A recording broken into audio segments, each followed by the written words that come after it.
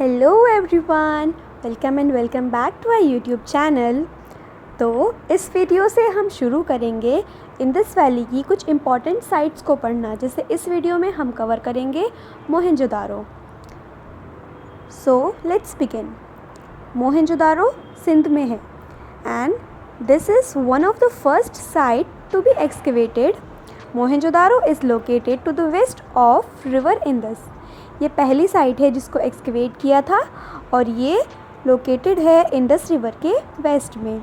It is about 200 hectares. इसका area जो है वो है 200 hectares. The site consist of 2 mounts, a western citadel mount and eastern lower town. ये 2 parts में डिवाइडेड है।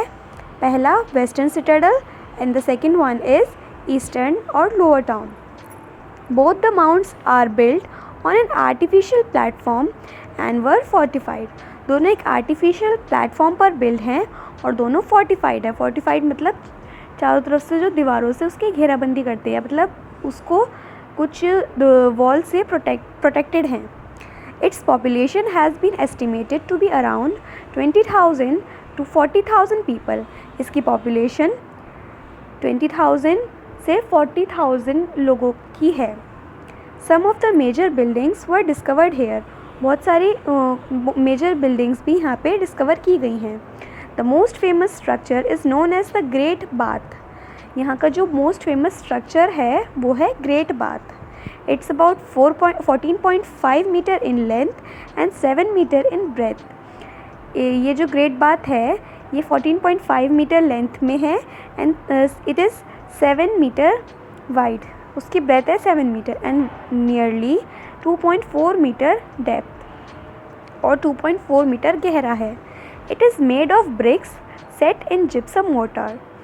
ये ब्रिक्स से बना है जिसको सेट किया है जिप्सम मोर्टार इस नाम के, जो भी वो उनका मटेरियल होता होगा उस टाइम पे वो बनाने का।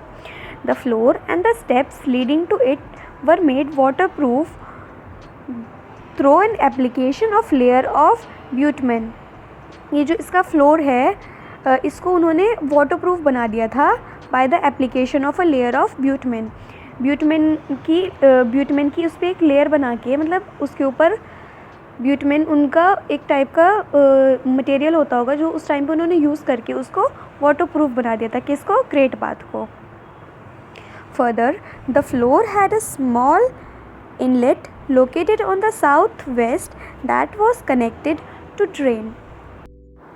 तो जो ग्रेट बाथ का हमारा फ्लोर था उसके साउथ वेस्ट डायरेक्शन से एक स्मॉल इनलेट था वहाँ पर, मतलब एक ओपनिंग थी जिससे ड्रेन कनेक्टेड था, जिससे ये इंश्योर होता था कि मतलब वो वहाँ से या तो पानी वो भरते होंगे या तो वो वहाँ से पानी बाहर निकालते होंगे स्मॉल इनलेट से। This was done to regulate the water. ये पानी को रेगुलेट करने के लिए किया था, वही पानी निकालने या फिर अंदर उसके एंटर कराने के लिए। The bath might have been surrounded by a set of brick pillars on all sides except the south where the entrance may have been located.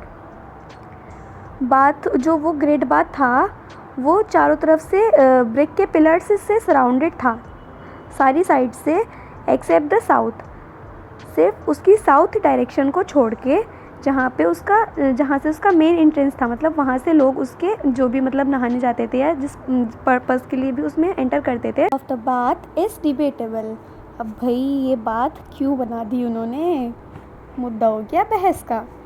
Many consider it to have been used for ritual ablution.